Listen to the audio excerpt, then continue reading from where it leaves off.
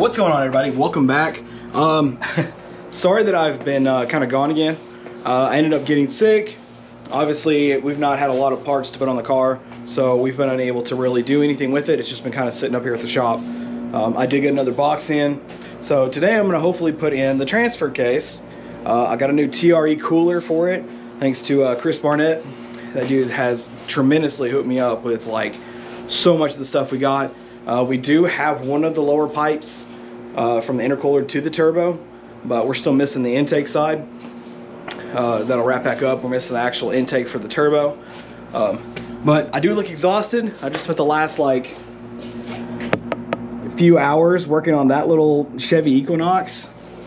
The timing on those are easy, but it just takes a little bit for those things to be out, and they're a pain in the ass. But all right, guys, we're just gonna get right into it. I do have a little bit of a raspy throat, so if I could try to get as much done today as I can.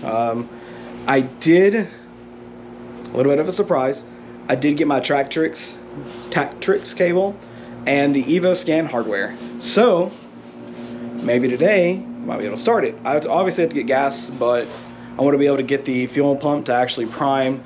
We do have to solder in 3 new connectors. I know 2 were completely missing, and then the third one I'm just going to replace it because there's no clip that hold it in place anymore, and the only way to replace that clip is to fully replace it because it is broke. So let's get out there and let's see if we can get this thing started. Oh, all right, guys, so we're gonna start with the transfer case. Got a little dark room here, but front lip, transfer case. All right, let's get this thing in there. Thing's got a little weight to it.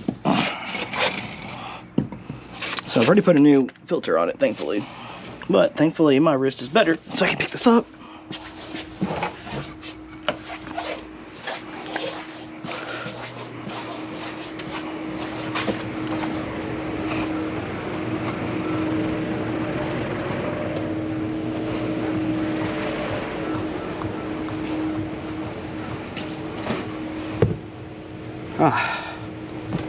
There we go.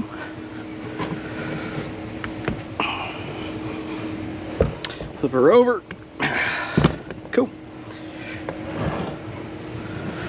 Here's what we will be replacing. That and these 2 O-rings. Goodie box. Tactrix cable. Return boost controller. And then our new lower pipe that's used. But got a really good deal on it. And our bolts for the transfer case.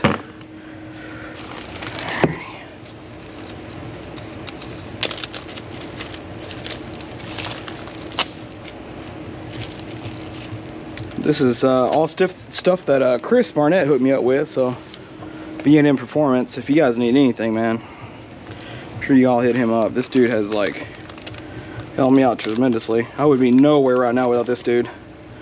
Look at this thing, it is beautiful. He had 1 red one left, look at that. TRE. It's beautiful. Comes with this, comes with the seal, comes with the brand new bolts. So you just take this off and pretty straightforward. Take it off, this already has a seal on it, so you don't need to reseal this. So pretty straightforward.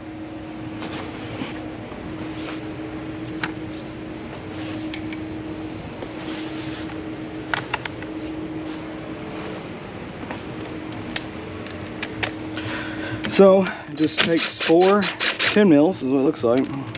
It's my first time ever messing with this, so.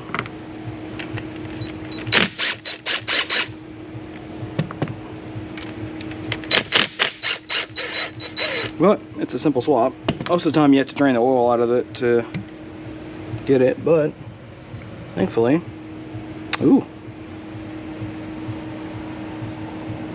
Wow, the oil that used to be in there is actually really clean. And there's no abnormal wear. So, as I got this thing from a friend I trusted, so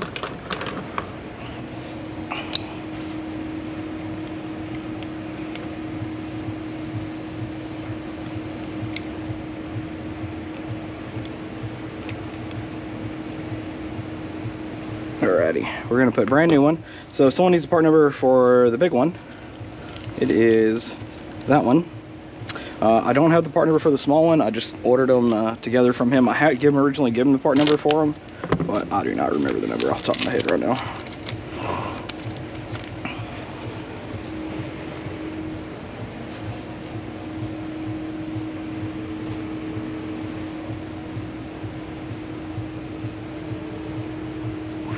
Damn, that went in smooth.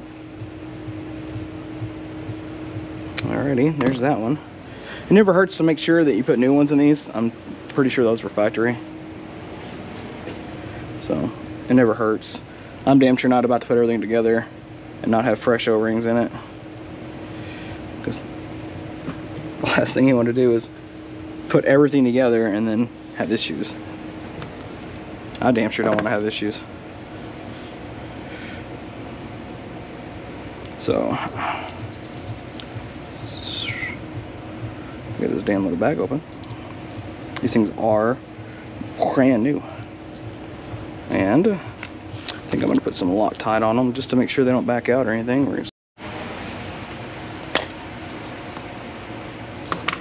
Alright, obviously I'm going to use the same one I used last time. The 242s. They're just really good. Actually, make sure this is completely clean, but...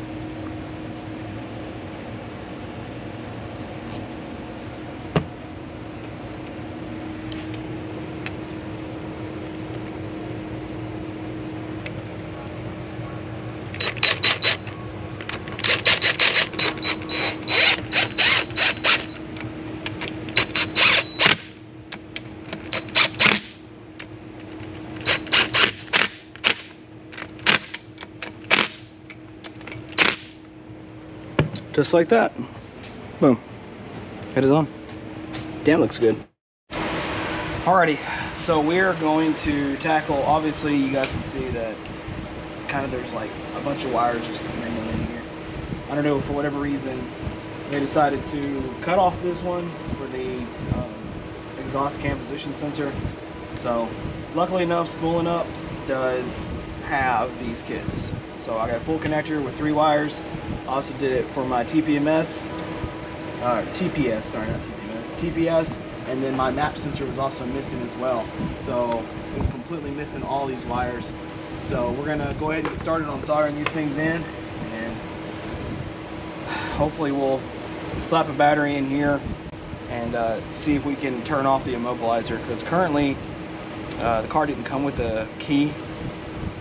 So thankfully I got a key cut, and we're going to try to see if we can get it to work once we turn off the immobilizer and the ECU. We'll turn off the EGR because we got rid of that. We'll turn off EVAP. We'll turn off the immobilizer. It should be able to crank it. It should be able to crank. I'm not expecting to get it to drive today, but it would be amazing if it did drive. I'm just worried because there's a lot of vacuum lines off, so it's probably going to rev high once we start it. But all you can do is take baby steps, and we'll get this thing sorted.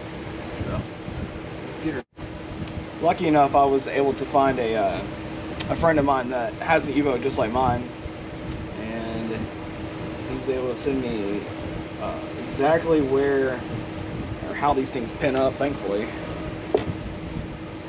So thank God for having people that have these things, because between this one and the back one I was scared, but what's going to be fun is going to be the map sensor. But this one, luckily, is, I have a picture of it. Thankfully he sent me it exactly as it sits. So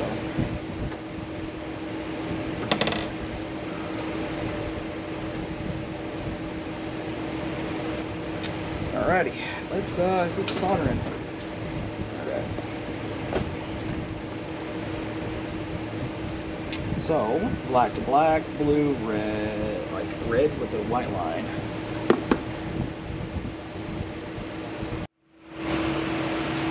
All right, guys, I did not realize I had the GoPro turned off, but we went ahead and got everything soldered up. All the pieces are in place, thankfully. One of the guys here that works at this shop, I had to call them. They came out. One of the damn pins from the back for the map sensor came out, so they had to come help me depin it and then repin it and crimp it. So thank those guys. Thank Everett and Matt for coming out and helping me on that. So got the bolts for the transfer case.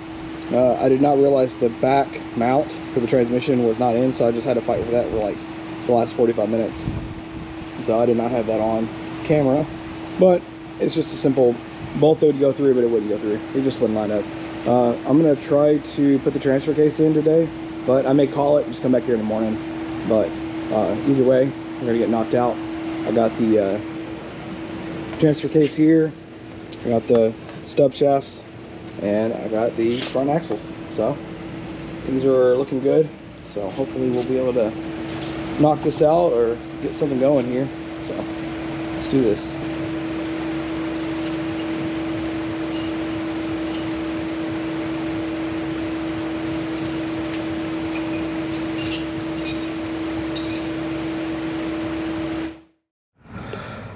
All right, guys, I was screwing with the transfer case for a while. I could not get it in. I think I'm end up having to look up how to put it in. For whatever reason, I can't get it to move in there, even with the jack. I tried lifting it up myself, just my own strength, but I could get it up, but I couldn't get it to angle in there, even with the jack. And all right, well, I'm just gonna call it on that one tonight. We'll do right back up here in the morning. So this will be a continuation of this video. So thank you.